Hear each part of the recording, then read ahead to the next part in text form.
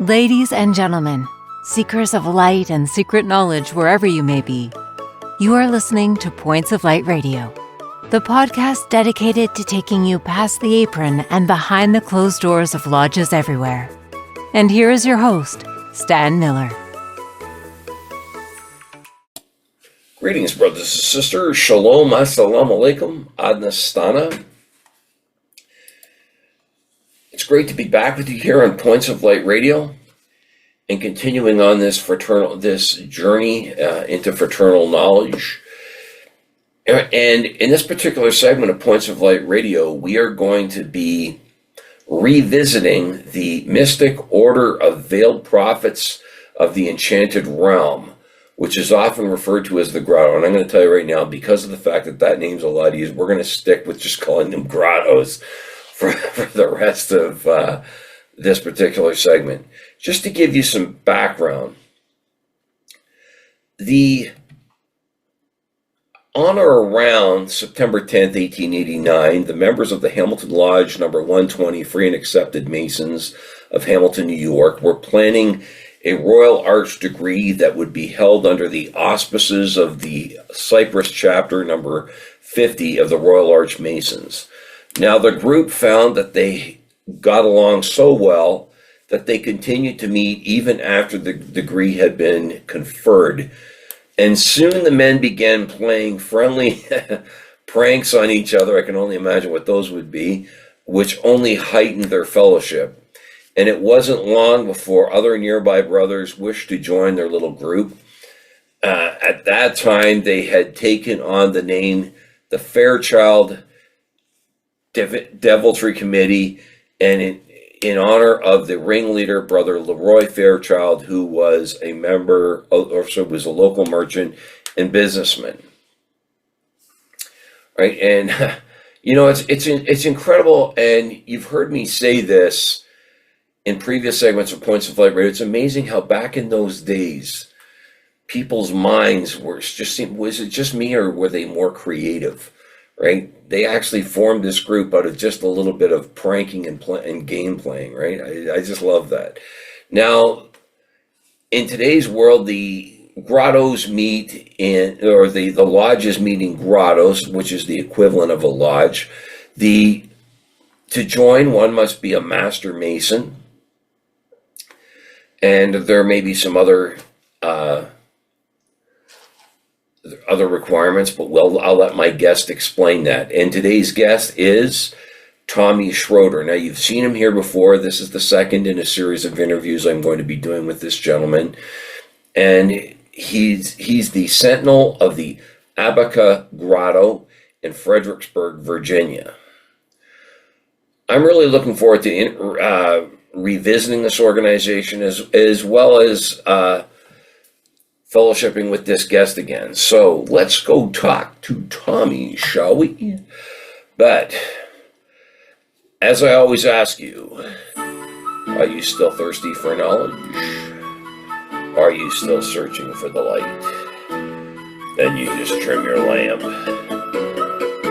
Follow me. Mr. Schroeder, welcome back to Points of Light Radio. Good to be back. So, you've been here before, and you're a member of a number of different organizations, but you're here to talk about the Masonic Grotto. Now, it's been a while since I covered the Masonic Grotto. Tell us about the Grotto. Okay, so the Grotto is described as a Master Mason's playground. We're kind of like the Shriners, but we wear, the black, funny fezzes or hats, Okay. and the red ones.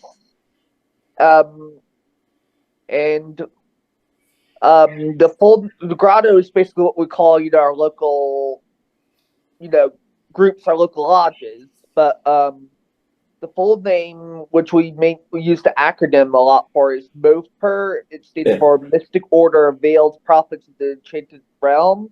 And like a lot of Shriners are called nobles, members of the Grotto are called prophets or veiled prophets. Okay.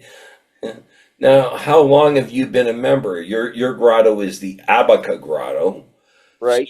how long have you been a member of that? So I've been a member of that like a few months after becoming a master, raised to a master mason, right?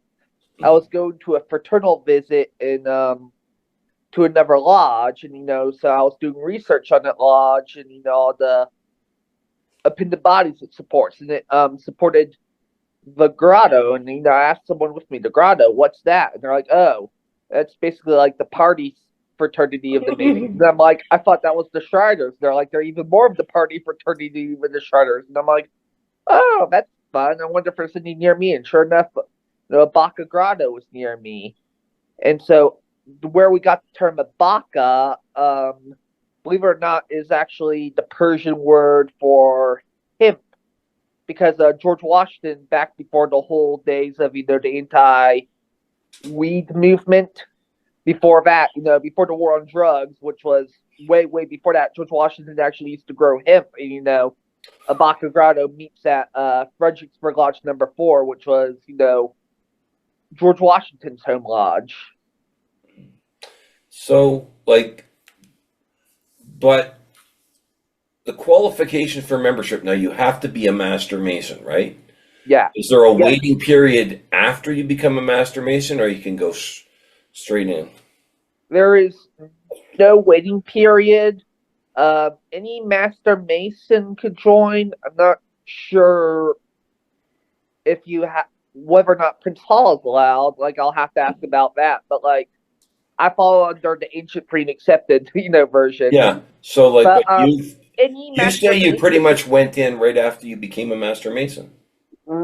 essentially, it was a few months for me. But Yeah, still. any master mason in good standing can join the grotto. Wow.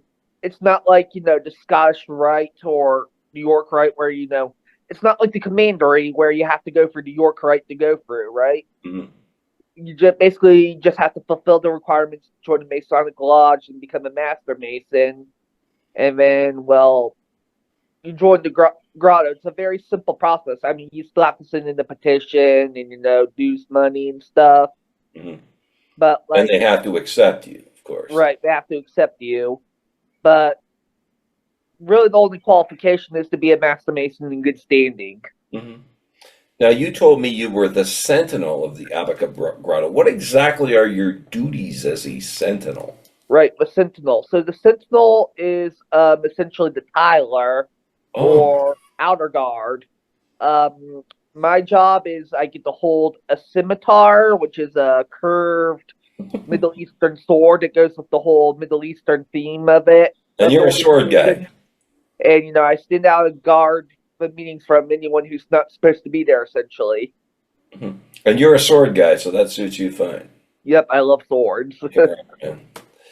And now, it's been a while since I covered the grotto. Are there degrees to the grotto? And if so, what are they? There's really only one degree. It's prophet. That's the whole initiation. Once you're in, you get black fez, and you're a grotto. Now there are a lot of fun side things to the grotto as well. Um, like I said, it's supposed to be a Master Mason's playground, so it depends on the grotto really. A lot, but some grottos have like a lot of sort of fun clubs and organizations within the grotto to join. Oh, And okay. there exists a women's auxiliary for like wives or female relatives of the grotto called the Daughters of Mokana. Okay. All right. Yeah, well, you have to put me in touch with them. Mhm. So now, I know it's a playground, but did you learn more about yourself when you went into the grotto, or? I think I learned a bit more about myself. I mean, joining fraternalism in general has helped me break out of the shell. But we grotto guys, we like to have fun, right? Um, we're basically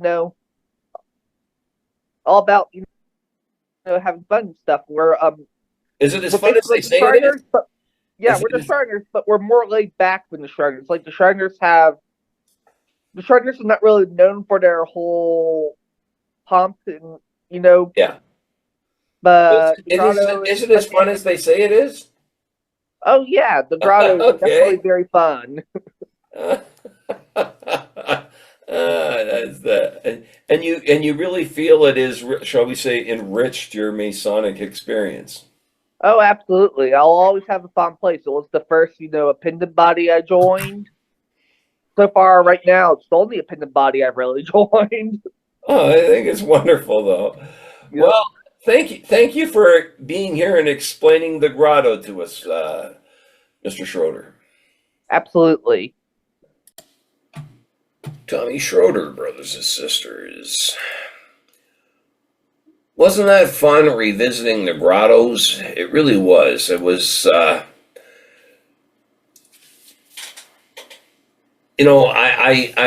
look at this and you have I keep saying this, you have a young gentleman making his way through,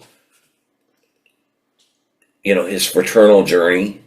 I really love that. I love watching this, and I love the fact that you'll learn a little bit more every time you revisit one of these organizations.